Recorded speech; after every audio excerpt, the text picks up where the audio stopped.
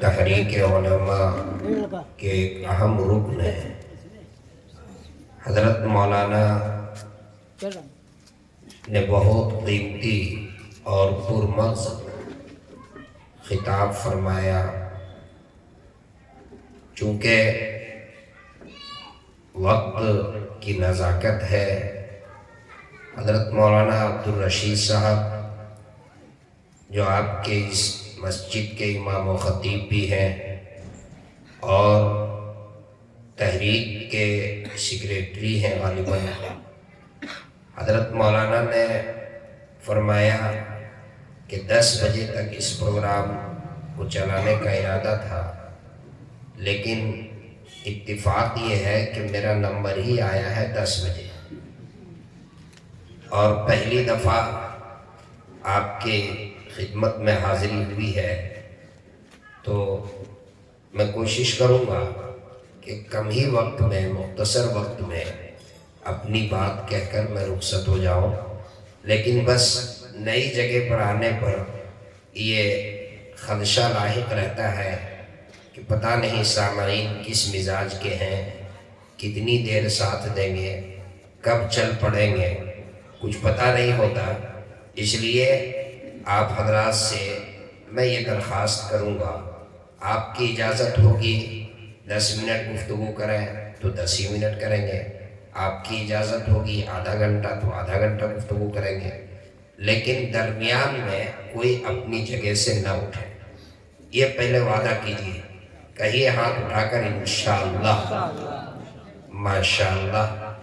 اس programme کے لیے میرے بہت ایک عزیز ہیں حضرت مولانا فیروز شمیم صاحب دامت برکاتہم، انہوں نے فون کیا اور انہی کی دعوت پر حاضری کی سعادت یہاں پر حاصل ہوئی۔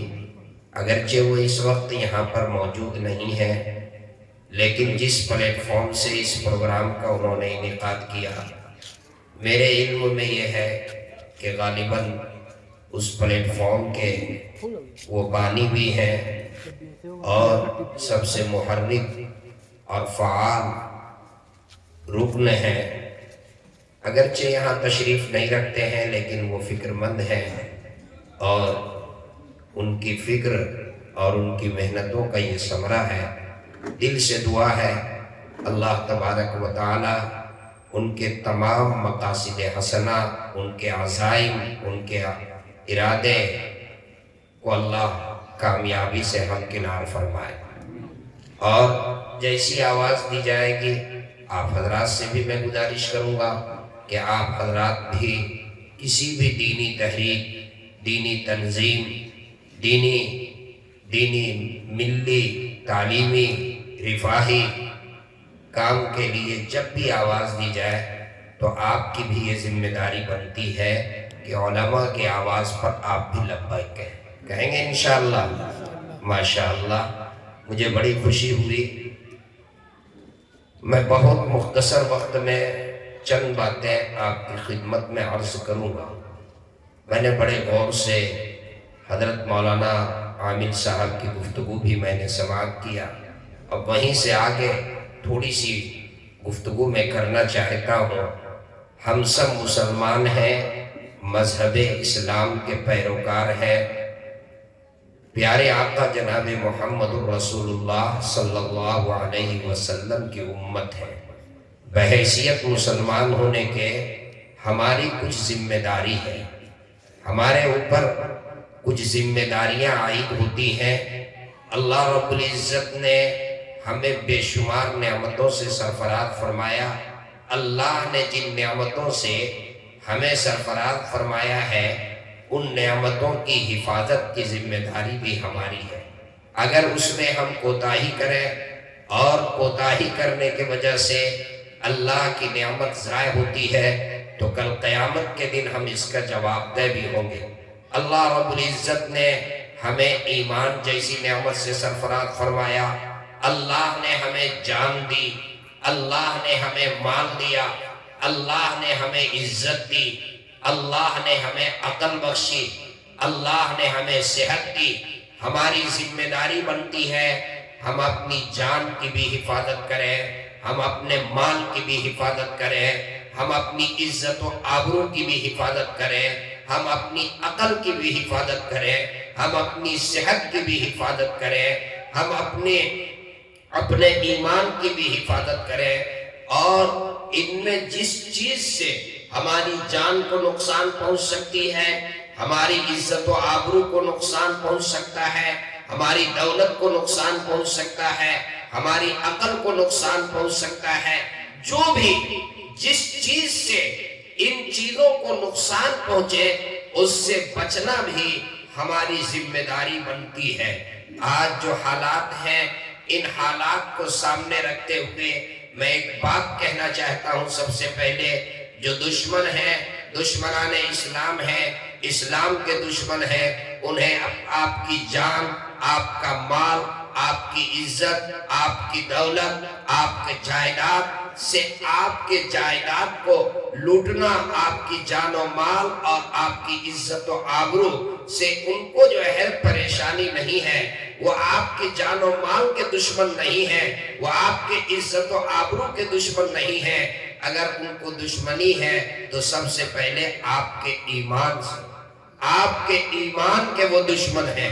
اگر ایک مسلمان بحیثیت مسلمان ہونے کے ان کی جان چلی جائے، ان کا مال چلا جائے، ان کی عزت و آبرو لٹ جائے، تو اسے کسی نہ کسی قدر جو ہے اس نقصان کو وہ برداشت کر سکتا ہے، لیکن ایمان لٹ جائے وہ ایک ایمان والا کبھی اسے برداشت نہیں کر سکتا ہے۔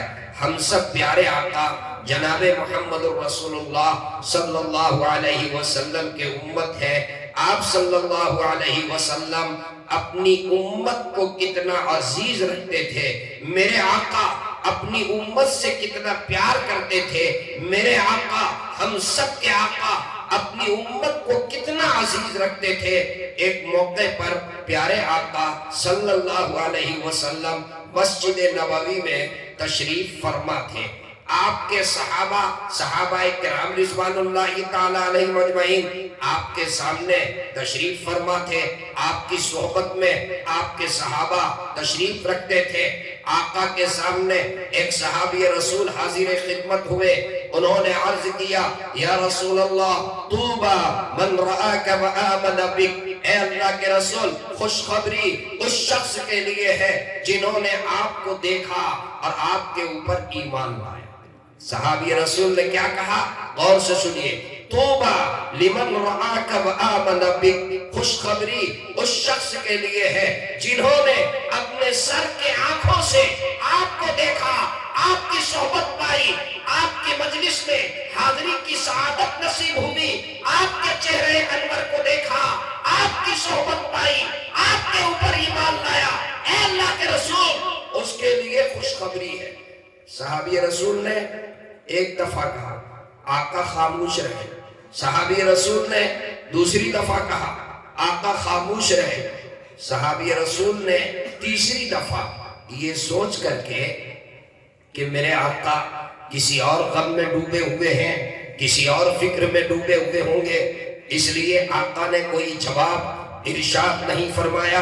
صحابی رسول نے تیسری دفعہ عرض کیا، طوبى لمن رآک وآمن بک، اے اللہ کے رسول خوشخبری اس شخص کے لیے ہے جس نے اپنے سر کے آنکھوں سے آپ کو دیکھا اور آپ کے اوپر ایمان لایا۔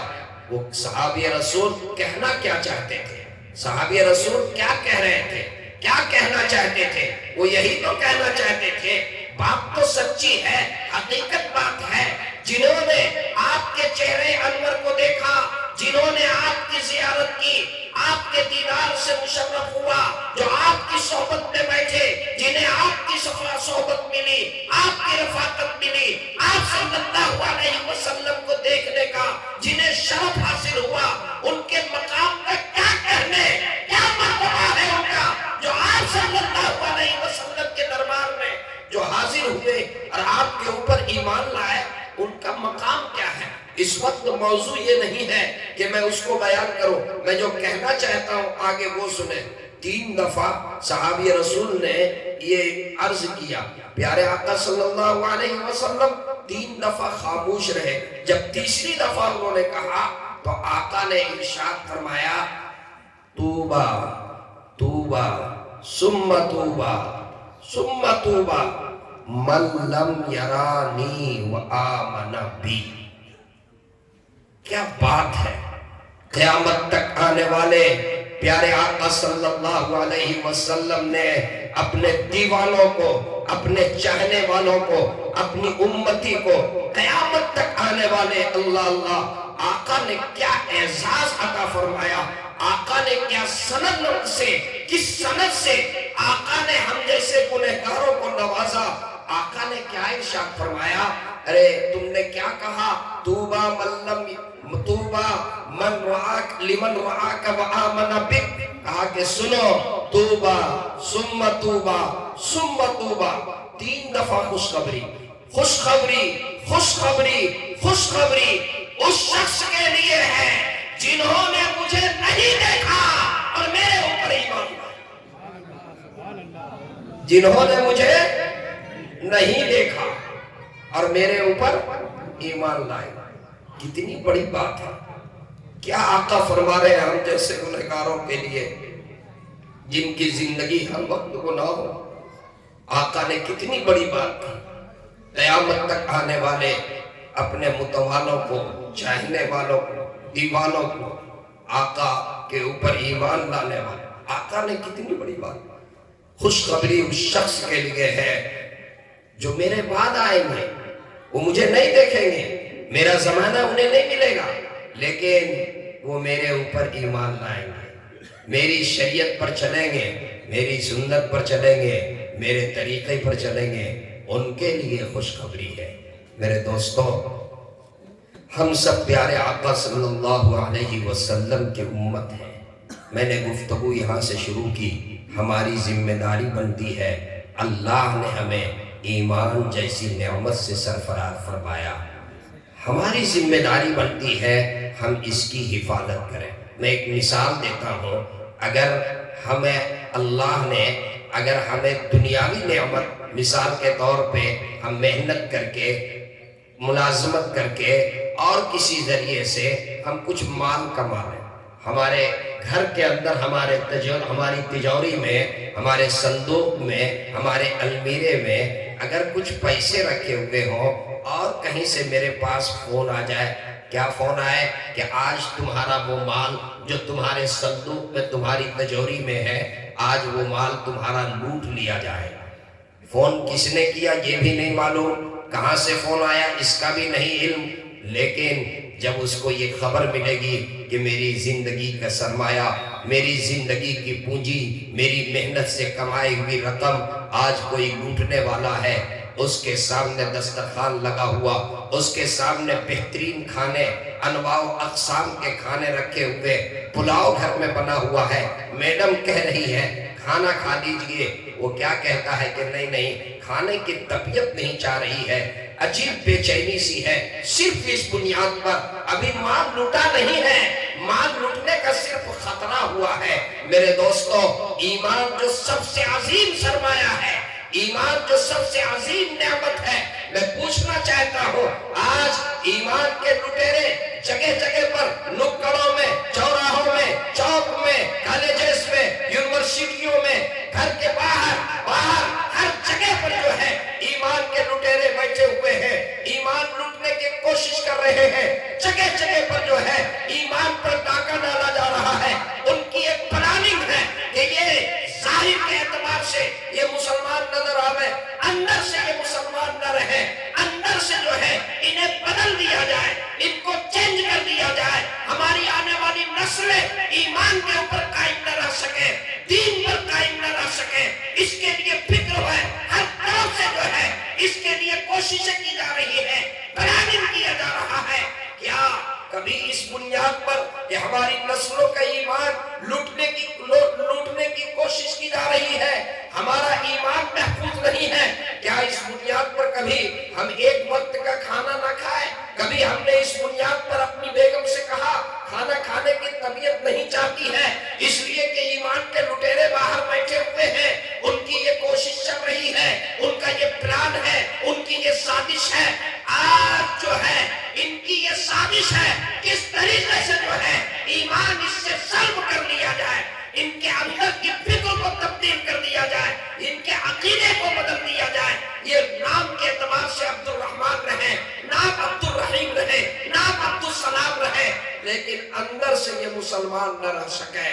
اس کی کوشش ہو رہی ہے، ہم سب کی ذمہ داری بنتی ہے، اس کے لیے ہم آگے بڑھیں، ایمان کی حفاظت کے لیے جو ہو سکے، جیسے ہو سکے، ایمان کی حفاظت کے لیے ہم کھڑے ہو جائیں۔ ہماری آنے والی نسلیں کیسے دین اسلام پر قائم رہے، ہماری آنے والی نسلیں کیسے ایمان پر قائم رہے، ہماری آنے والی نسل کے ایمان اور دین کا تحفظ کیسے ہو سکے، اس کی فکر کرنی ہے۔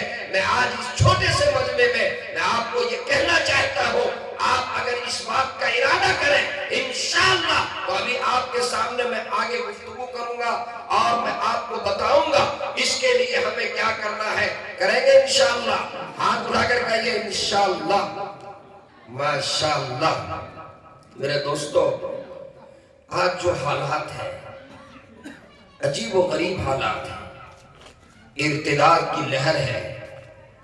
آج کل سوشل میڈیا کا زمانہ ہے، آپ موبائل میں دیکھ رہے ہیں، آپ واٹس ایپ گروپ میں، آپ فیس بک میں اور دیگر ذرائع ابلاغ کے ذریعے سے آپ کو معلوم ہوتا ہے ہماری بچیاں غیروں کے ہاتھ میں جا رہی ہیں، ہماری بیٹیاں مرتد ہو رہی ہیں، ہماری لڑکیاں غیروں کے ہاتھ میں جا رہی ہیں۔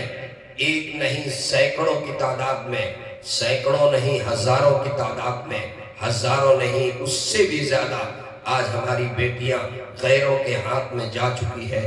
اے میرے بزرگوں، اے میرے نوجوانوں، یہ ہم سب کی ذمہ داری بنتی ہے، یہ ہماری ذمہ داری بنتی ہے۔ کیا حالات ہیں، اچانک جو ہے روزانہ صبح موبائل کھولنے پر کلیجہ منہ کو آتا ہے، پتہ نہیں آج کہاں کی خبر ملے گی، آج کہاں کی خبر ملے گی۔ اچانک پتہ چلتا ہے نام عائشہ ہے، نام زینب ہے، نام ام کلثوم ہے، اور وہ کورٹ میں پہنچتی ہے اور کورٹ میرج کر لیتی ہے۔ والد آتا ہے، لجاجت کرتا ہے، بیٹی میری دستار بچنے دو، میری عزت بچنے دو۔ باپ کی ایک نہیں سنتا، یہ کہہ دیتی ہے آپ واپس جائیے، اب میں نے اپنا نام بھی تبدیل کر لی اور میں نے اپنا مذہب بھی تبدیل کر لیا۔ یہ ایک نہیں، یہ سینکڑوں کی تعداد میں ہے۔ اگر میری ماں اور میری بہنیں پردے سے میری بات سن رہی ہیں تو میں انہیں بھی یہ پیغام دینا چاہوں گا، اے میری ماں، اے میری بہنوں، اے میری بیٹیوں، ایمان یہ بہت عظیم نعمت ہے، یہ سودا کرنے کی چیز نہیں ہے، کسی جھانسے میں آنے کی ضرورت نہیں ہے، کسی فریب میں آنے کی ضرورت نہیں ہے۔ ایک تو آج کے دور کی ہماری مائیں ہیں اور ایک پیارے آقا صلی اللہ علیہ وسلم کے دور کی، دور نبوی کی، حضرت سمیہ رضی اللہ عنہا، اللہ اللہ، حضرت سمیہ رضی اللہ عنہا چلی جا رہی ہے۔ میری ماں بہنیں غور سے سنیں، ابو جہل اس وقت کا وہ فرعون، اس وقت کا وہ ملعون، وہ مردود، ابو جہل آواز دیتا ہے، آواز دے کر کہتا ہے اے سمیہ ٹھہر جاؤ، رک جاؤ۔ حضرت سمیہ کہتی ہے ابو جہل تم اپنا کام کرو، ہمیں اپنا کام کرنے دو۔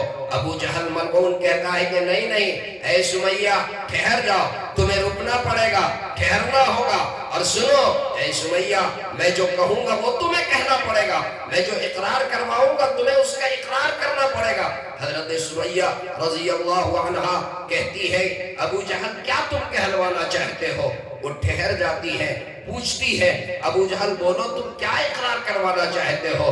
وہ مردود، وہ ملعون یہ کہتا ہے اے سمیہ تمہیں یہ کہنا پڑے گا، نقل کفر کفر نباشت العیاذ باللہ، تمہیں کہنا پڑے گا محمد عربی صلی اللہ علیہ وسلم کے بارے میں، تمہیں اپنی زبان سے یہ کہنا پڑے گا العیاذ باللہ کہ وہ جھوٹے ہیں، تمہیں جھوٹا کہنا پڑے گا۔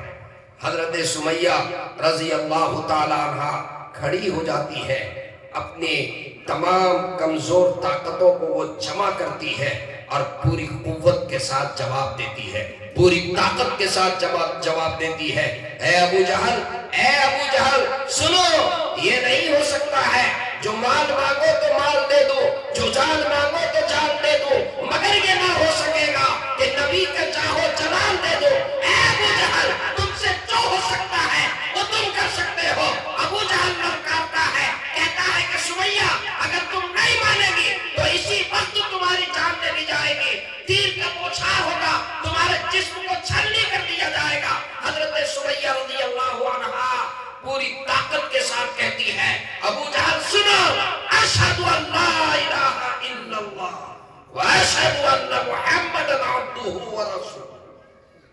یہ نہیں ہو سکتا ہے۔ میری ماں اور بہنوں، کل قیامت کے دن حضرت سمیہ رضی اللہ تعالی عنہ ان بہنوں کی گریبان پکڑ لے گی، ان ماؤں اور بیٹیوں کی گریبان پکڑ کر پوچھے گی جو آج چند ٹکوں کے لالچ میں آ کر، عشق اور محبت کے فریب اور جھانسے میں آ کر کے آج ایمان کا سودا کر رہی ہیں، ان سے وہ پوچھے گی یہ بتاؤ تمہارے ساتھ کیا مجبوری تھی؟ کیا کوئی تمہاری جان کے در پہ تھا؟ کیا کوئی تمہارے سامنے بندوق لے کر کے کھڑا تھا؟ کیا تمہارے سامنے کوئی تلوار لے کر کے کھڑا تھا؟ ارے تمہارے ساتھ کیا مجبوری تھی؟ ہم نے اپنی جان دے دی، ہمارا خامد اللہ کے راہ میں شہید ہو گیا، ہمارے جوان اولاد اللہ کے راہ میں شہید ہو گئے، ہم نے اپنی جان دے دی اللہ کے راہ میں، اس کے باوجود ایمان کا سودا نہیں کی۔ تمہارے ساتھ کیا مجبوری تھی؟ تم نے ایمان کا سودا کر لی۔ اے میری ماں، اے میری بہنوں، اے میری ماں، میں آپ سے کہنا چاہتا ہوں کبھی وہ زمانہ بھی تھا جب آپ کے کوکھ سے حضرت خواجہ اجمیری جیسی شخصیت نے جنم لیا، آپ کی گود سے حضرت نظام الدین اولیاء جیسی شخصیت نے جنم لیا، آپ کی گود سے حضرت بابا فرید الدین کنشکر رحمت اللہ علیہ جیسی شخصیت نے جنم لیا، آپ کی گود سے حضرت قطب الدین بختیار کاکی نے جنم لیا، آپ کی گود سے حضرت بایزید بستامی نے جنم لیا، آپ کی گود سے شیخ الہند جیسی شخصیت، آپ کی گود سے شیخ الاسلام جیسی شخصیت، آپ کی گود سے مفکر ملت حضرت مولانا علی میاں ندوی جیسی شخصیت نے جنم لیا۔ آج کیا بات ہے؟ آج وہ گود نہیں ہے کہ اس گود سے پیدا ہونے والی وہ نام زینب ہے، نام عائشہ ہے، نام خالدہ ہے، نام زاہدہ ہے۔ وہ کورٹ میرج کے لیے جاتی ہے، غیر کے ساتھ کورٹ میرج کے لیے تیار ہے، وہ اپنے باپ کو کہتی ہے اب آپ واپس جائیے، ہم نے اپنا نام تبدیل کر لیا، نام بھی تبدیل اور مذہب بھی تبدیل کر لیا۔ کیا بات ہے؟ آپ کی گود سے پیدا ہونے والی آج کی زینب کیوں ایسا عمل کر رہی ہے؟ اے میری ماں اور بہنوں، اے میری ماں اور بہنوں، میں آپ کو یہ پیغام دے کر کے جانا چاہتا ہوں، ایمان یہ بہت عظیم نعمت ہے، ایمان یہ بہت عظیم سرمایہ ہے۔ یہ کسی فریب میں آ کر کے، مال و دولت کے فریب میں آ کر کے، عشق اور محبت کے فریب میں آ کر کے، یا اور کسی جال میں آ کر کے آپ اس کا سودا نہ کریں۔ یہ سب سے عظیم سرمایہ ہے، سب سے عظیم نعمت ہے۔ میرے بھائیوں، آج یہ جو دور چل رہا ہے، جو حالات ہے، یہ جو ارتداد کی لہر ہے، میں یہ چاہتا تھا کہ کچھ ان کی وجوہات کی طرف میں آپ کو بتاؤں کیا وجہ ہے، یہ جو حالات ہیں اس کے پیچھے اصل وجہ کیا ہے۔ بات بہت لمبی ہے، ان وجوہات کو بیان کیا جائے اس کے لیے لمبا وقت درکار ہے، میرے پاس اتنا وقت نہیں ہے، لیکن ایک دو چیزوں کی طرف میں نشان نہیں کروں گا۔ میرے نوجوان لوگ بیٹھے ہوئے ہیں، بہت قیمتی مجمع ہے، جو لوگ بیٹھے ہوئے ہیں یقیناً ان میں ایک ایک فرد میری نگاہ میں قیمتی ہے۔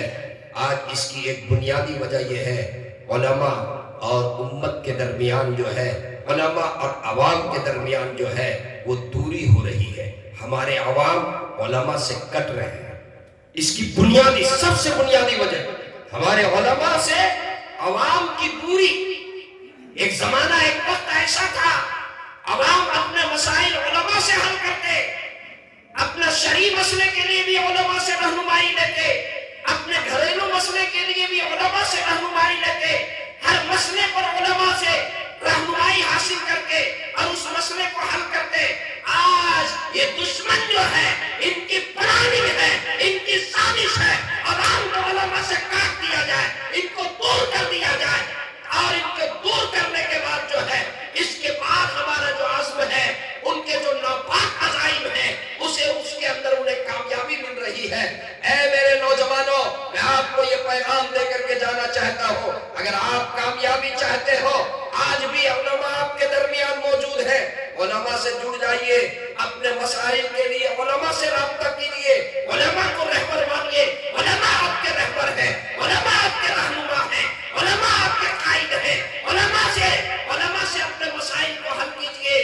افسوس تو یہ ہوتا ہے آج اس قدر دوریاں ہو رہی ہیں کہ ہمارے عوام علماء کی ذاتی زندگی کے اوپر گفتگو کرتے ہیں، ان کے خلاف طعن و تشنیع کرتے ہیں، سوشل میڈیا کے ذریعے سے جو ہے ان کے خلاف ماحول سازی کرتے ہیں۔ اے میرے بھائیو، یہ علماء آپ کے قائد ہیں۔ بس میں مختصر بہت بنیادی باتیں کہہ کر کے جانا چاہتا ہوں۔ ایک بات تو یہ ہے، اس کی ایک بنیادی وجہ یہ ہے، علماء اور عوام کے اندر دوری۔ عوام علماء سے کٹ رہے، آپ یہ کوشش کریں کہ علماء سے ہمارا رابطہ کریں گے انشاءاللہ۔ ہر مسئلے پر جو ہے علماء سے ہم رہنمائی حاصل کریں گے۔ اور میرے دوستو، آپس میں اتحاد، اپنی صفوں کے اندر اتحاد، اپنی صفوں کے اندر اتفاق پیدا کیجئے۔ افسوس ہوتا ہے کہنے میں، آج سے کچھ دنوں پہلے ایک ندوی فاضل نے ایک مضمون لکھا، بہت ہی ایک بڑے عالم کی زبان سے میں نے سنا۔ ایک ندوی فاضل نے ایک مضمون لکھا، انہوں نے گلوبل پیمانے پر پوری دنیا کا سرچ کیا، بڑی عبرت کی ہے، غور سے سنیے، ہم خوش فہمی میں مبتلا ہیں۔ ندوی فاضل نے گلوبل پیمانے پر پوری دنیا کا سرچ کیا۔ سرچ کس بات کے؟ اس بات کی سرچ کیا کہ ایک مسلمان دوسرے مسلمان کو ایک سال میں ایک مسلمان کے ہاتھ سے دوسرا مسلمان کی جان گئی، اس کی تعداد کتنی ہے؟ کتنے مسلمان ایسے ہیں کہ مسلمان کے ہاتھ سے مارے گئے ایک سال کے اندر؟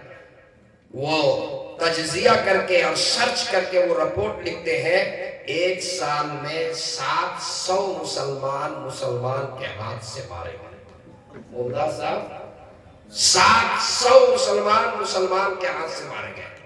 ایک مسلمان کا ہاتھ مسلمان کے خون سے رنگین ہوا، 700۔ وہی ندوی فاضل آگے لکھتے ہیں، پھر اس کے بعد میں نے یہودیوں میں سرچ کیا، ایک یہودی کے ہاتھ سے دوسرا کتنے تعداد میں یہودی مارا گیا ایک سال میں۔ وہ لکھتے ہیں کہ ایک سال میں پوری دنیا یہودیت میں ایک یہودی کے ہاتھ سے کوئی دوسرا یہودی نہیں مارا گیا۔ پھر عیسائیوں کے بارے میں سرچ کرتے ہیں، کہتے ہیں کہ ایک سال میں کوئی ایک عیسائی کے ہاتھ سے کوئی عیسائی نہیں مارا گیا، ایک عیسائی بھی کسی عیسائی کے ہاتھ سے نہیں مارا گیا، ایک یہودی کے ہاتھ سے نہیں مارا گیا۔ اور مسلمانوں کی تعداد کتنی ہے؟ ایک مسلمان کے ہاتھ سے 700۔ افسوس ہوتا ہے، حالات عجیب ہے۔ مسجد نماز پڑھنے کے لیے ایک مسلمان آتا ہے، وضو کرتا ہے، نماز کی تیاری کر کے، اور جب مسجد کے اندر داخل ہوتا ہے، مصلی میں امام صاحب کے پیچھے صف میں جگہ جہاں پر ملتی ہے، مصلی میں وہ پہنچتا ہے نماز کے لیے، کھڑا ہی ہوا ہے، ابھی تکبیر کہنا ہی چاہتا تھا، نگاہ پڑتی ہے بازو میں کون نماز پڑھ رہا ہے، اس کے چہرے کو دیکھتا ہے اور وہ اپنی جگہ بدل لیتا ہے، وہ اپنی جگہ بدل لیتا ہے، اس کے پیچھے اس کے سامنے میں نماز نہیں پڑھ سکتا۔ کیا یہ حقیقت نہیں ہے؟ ایسے حالات ہیں، ایسے حالات ہیں میرے بھائیوں، میرے بزرگوں۔ بہت باتیں تو کہنے کی بہت ہے، مختصر یہ ہے، اپنے درمیان اتحاد پیدا کیجئے، علماء سے ربط مضبوط کیجئے۔ ارتداد کی ایک وجہ اور ہے، مخلوط تعلیم۔ مخلوط تعلیم، آج یہ جو مخلوط تعلیم ہے یہ زہر ہے۔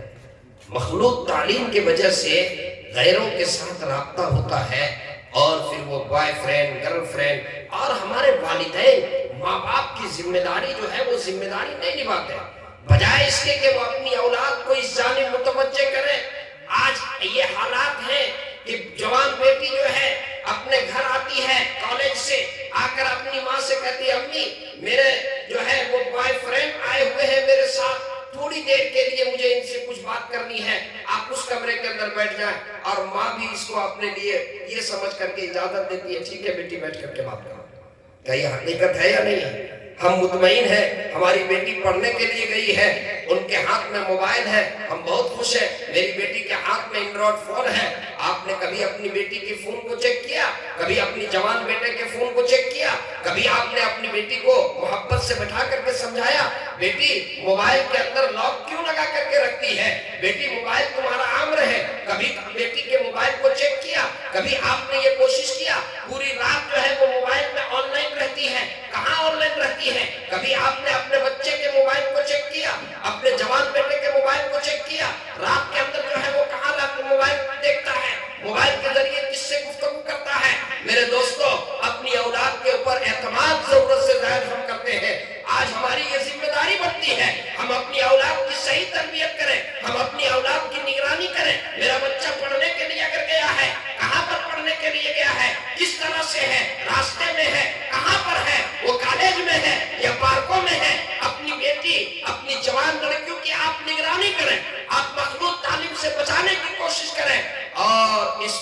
بس ایک بات میں کہہ کر کے جانا چاہتا ہوں، آج ضرورت اس بات کی ہے، آج اسلامی اسکول قائم کریں، اسلامی اسکول جہاں پر آپ کے بچے اسلامی ماحول میں آپ کے بچے عصری تعلیم حاصل کر سکیں۔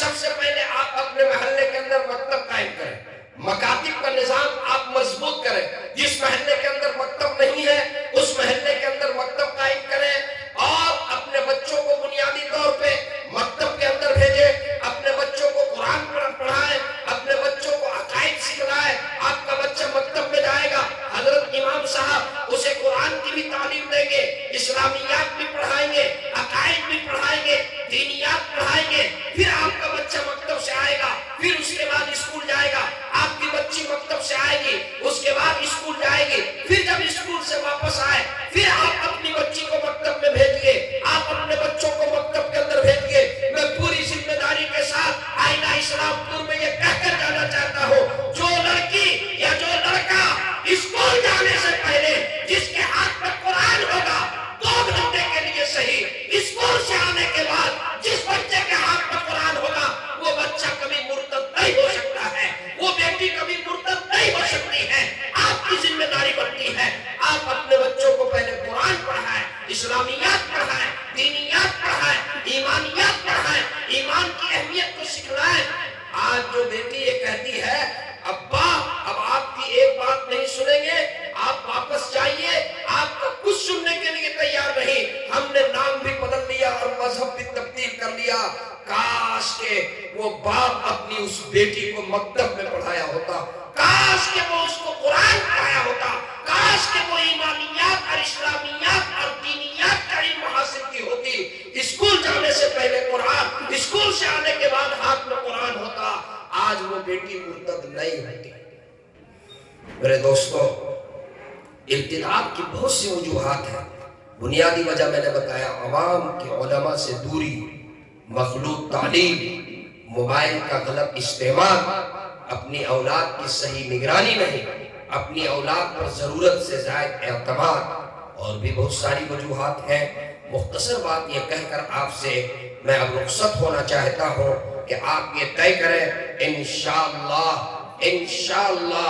ہم اپنی آنے والی نسلوں کے ایمان کی حفاظت کی فکر کریں گے، اپنی آنے والی نسلوں کو دین اسلام کی طرف متوجہ کریں گے، اور آنے والی نسلوں کا ایمان اور دین اسلام پر ہماری آنے والی نسلیں کیسے قائم رہے اس کی ہم سب فکر کریں گے انشاءاللہ۔ مکاتب کا نظام مضبوط کریں گے انشاءاللہ، اپنے بچوں کو بنیادی طور پہ قرآن پڑھائیں گے انشاءاللہ۔ اب اگر آپ اجازت دیں تو میں نے خطبے میں ایک حدیث پڑھی ہے، اجازت دیں تو میں اس کو بیان کروں ورنہ میں یہیں پر ختم کروں۔ دیکھیے، علماء جو ہیں یہ آپ کے رہبر ہیں، اور کسی بھی میدان میں علماء ہر جگہ، کبھی علماء کو کمتر آنکنے کی کوشش مت کیجیے۔ ممتاز صاحب اگر اجازت ہو تو ایک لطیفہ سنا دو۔ کیا حضرت مولانا کوئی تاخیر تو نہیں ہو رہی؟ میں ان سے پوچھا ہوں، یہ جتنی دیر بولیں گے میں اتنی دیر بیان کروں گا، آپ کے طرف سے کوئی پابندی نہ۔ اگر یہ فجر تک بولیں گے تو میں فجر تک بیان کروں، بس آپ دعا فرمائیں، آپ میرے ساتھ رہیں۔ ایک صاحب کا ٹرین میں سفر ہو رہا تھا، ماشاءاللہ بہت امتحانی ہے، حضرت مولانا عامر صاحب میری پہلی بھی مشافہہ سامنے ملاقات ہوئی، میرے بہت ہی عزیز ہے، اپنے علاقے کے ہیں ماشاءاللہ۔ مجھے بڑی آج خوشی ہوئی ان کی گفتگو سن کر کے، اللہ پاک اور ترقیات سے سرفراز فرمائے۔ میں یہ عرض کر رہا تھا، ایک ٹرین میں اتفاق سے دیکھیے، ٹرین میں جب آدمی سفر کرتا ہے تو ہم سفر کبھی کبھی عجیب و غریب لوگوں سے رابطہ ہو جاتا ہے۔ تو اتفاق سے وہ جس سیٹ پر بیٹھے ہوئے تھے ان کے سامنے والے سیٹ پر ایک ایجوکیٹڈ آدمی بیٹھا ہوا، ان کو بہت اپنے اوپر ناز تھا، ہاں ہم تو ایجوکیٹڈ آدمی ہیں اور یہ ایک مولوی صاحب ہیں۔ ان کے دل کے اندر جو ہے تھوڑی سی شرارت سوجھی، اور شرارت میں آ کر مولوی صاحب سے پوچھا، یہ بتائیے مولانا آپ کہاں جا رہے ہیں؟ کہا کہ دہلی۔ کہا آپ کہاں جا رہے ہیں؟ کہ میں بھی دہلی جا رہا ہوں۔ دھنباد سے دہلی کا سفر کتنے گھنٹے کا ہے؟ تقریباً 20-22 گھنٹے کا سفر ہے۔ کہا کہ مولانا صاحب یہ 22 گھنٹے کا سفر کیسے جو ہے پورا ہوگا آسانی کے ساتھ یہ سفر؟ اس کے لیے میرے ذہن میں ایک تدبیر ہے کہ مولوی صاحب ہم لوگ چلیے آپس میں دونوں گیم کھیلتے ہیں۔ وہ یہ سوچ کر کے کہ مولوی ہے یہ کیا گیم کھیلے گا، مذاق اور تمسخر اور اہانت کی نگاہ سے، کیا کہا چلیے کوئی گیم کھیلتے ہیں۔ تو مولوی صاحب نے کہا کہ ٹھیک ہے میں تیار ہوں سفر کاٹنے کے لیے، گیم اگر آپ کھیلنا چاہتے ہیں۔ تو میں مولوی صاحب سمجھ گئے کہ یہ چاہتا کیا ہے اور یہ کس نیت سے کہہ رہا ہے۔ تو مولانا نے بھی ارادہ کیا کہ اس کو سبق سکھلانا ضروری ہے۔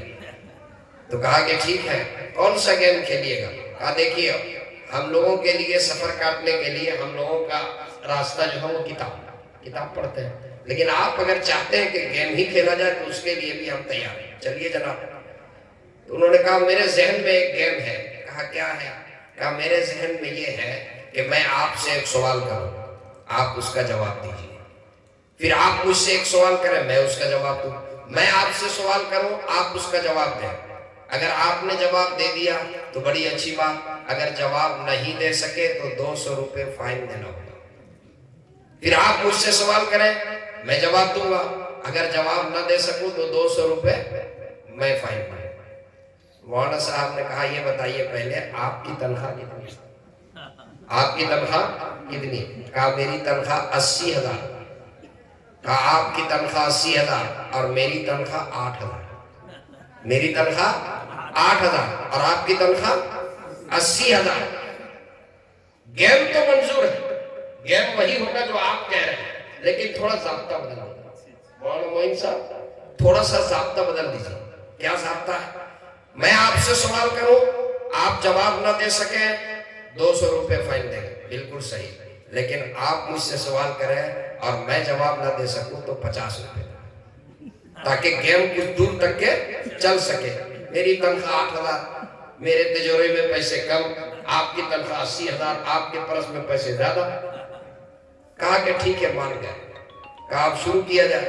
تو انہوں نے یہ سوچ کر کے کہ مولوی صاحب کیا سوال کریں گے پہلے انہی کو موقع دیتے ہیں۔ کہا مولوی صاحب آپ بھی سوال کیجئے، کیا سوال کرنا چاہتے ہیں آپ ہی پوچھئے۔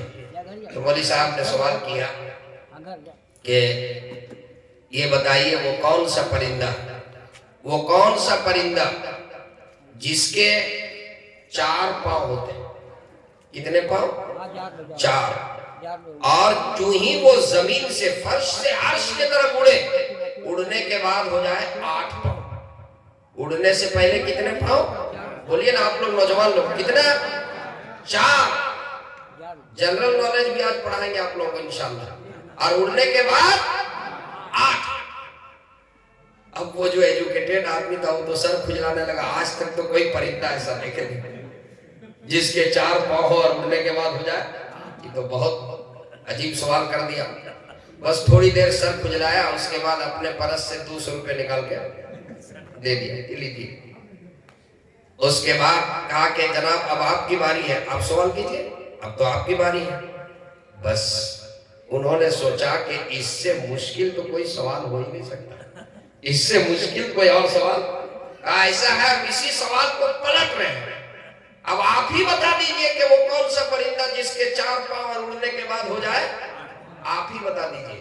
انہوں نے مولوی صاحب نے 1 سیکنڈ تاخیر نہیں کی، وہ جو 200 روپے دیا تھا اسی سے 50 روپے فوراً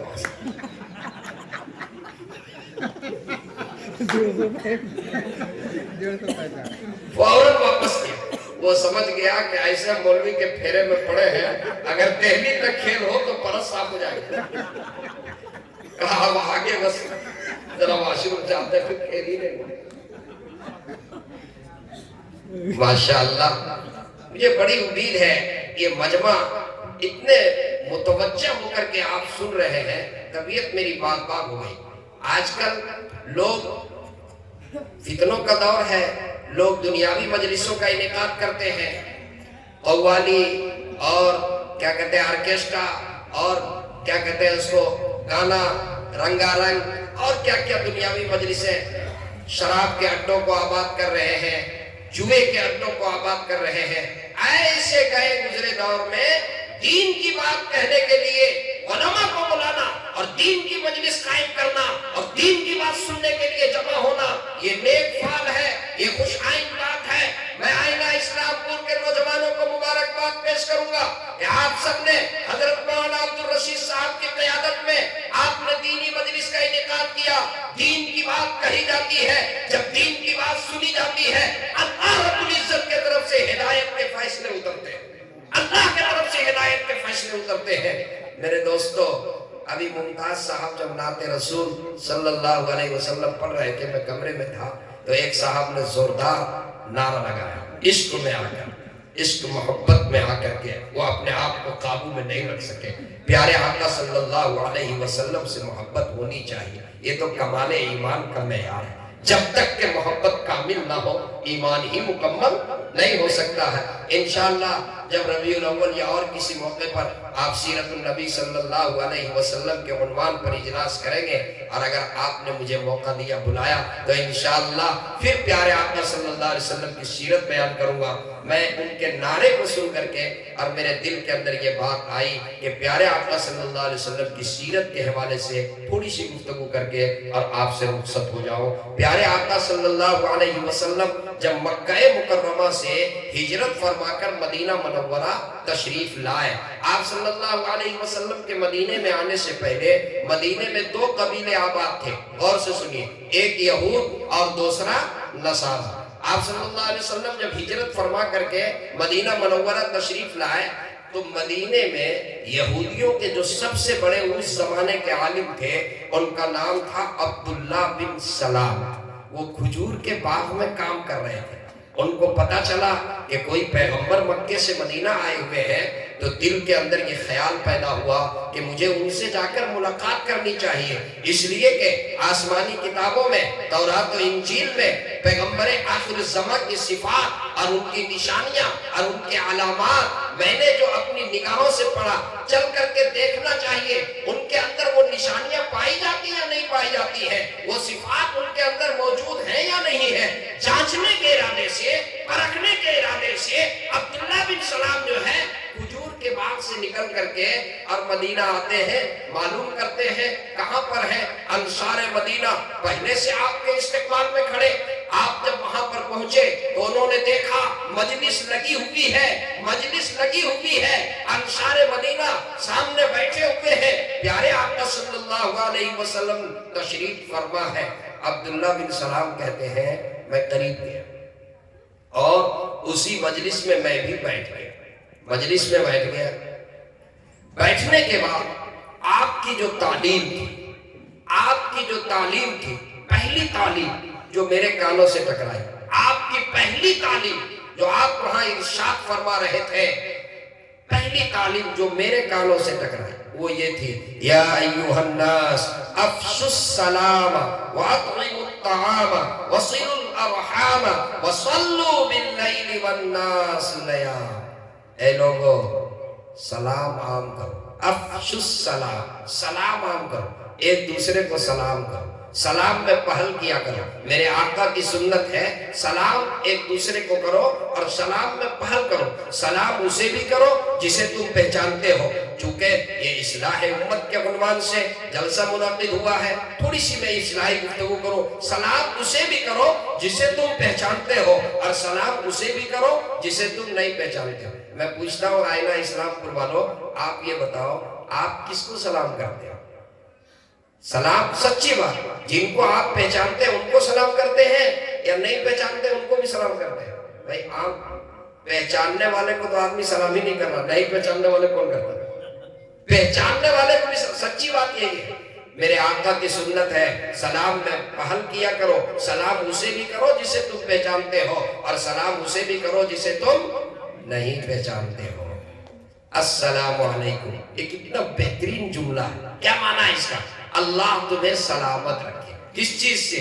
ہر چیز سے، تکلیف سے، دکھ سے، درد سے، غم سے، پریشانی سے، بیماری سے، اللہ تمہیں سلامت رکھے۔ میرے آقا کی سنت ہے سلام میں پہل کیا کرو، سلام اسے بھی کرو جسے تم پہچانتے ہو اور سلام اسے بھی کرو جسے تم نہیں پہچانتے ہو۔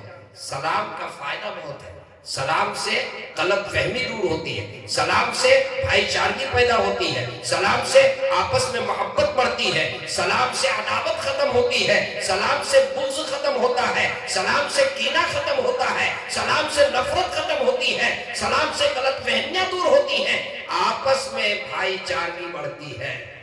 آج کل ہمارے نوجوانوں کے پاس موبائل ہے، پورے مجمع میں کوئی ایسا ایک نوجوان نہیں ہوگا، نوجوان تو دور کی بات ہے، آج کل 10 سال کا اور 7 سال کا بچہ بھی ایسا نہیں ملے گا جس کے پاس موبائل نہ ہو۔ صبح سو کر کے اٹھتے ہیں، اٹھنے کے بعد چاہیے تو یہ تھا کہ وہ نماز پڑھتے، نماز کے بعد وہ قرآن کریم کی تلاوت کرتے، لیکن نوجوان سو کے اٹھتا ہے، نماز بعد میں، تلاوت بعد میں، پہلے موبائل، سب سے پہلے موبائل، اور موبائل میں واٹس ایپ کھولتا ہے سب سے پہلے، اور دیکھتا ہے کہ رات بھر میں کیا کیا آیا، رات بھر میں کیا کیا آیا اس کو چیک کرتا ہے، اور پھر اس کے بعد شروع کرتا ہے۔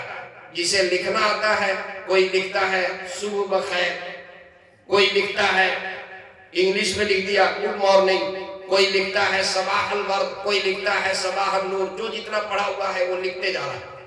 لیکن جسے لکھنا نہیں آتا ہے وہ کیا کرتا ہے؟ لکھنا نہیں آتا ہے تو وہ چائے کا پیالہ واٹس ایپ کر دیتا ہے، چائے پیتے رہیے گھر میں بیٹھ کر، کہیں جانے کی ضرورت نہیں، چائے کا پیالہ واٹس ایپ کر دیتا ہے۔ میرے دوستوں، میرے نوجوانوں، میں آقا کی سنت سکھلا رہا ہوں۔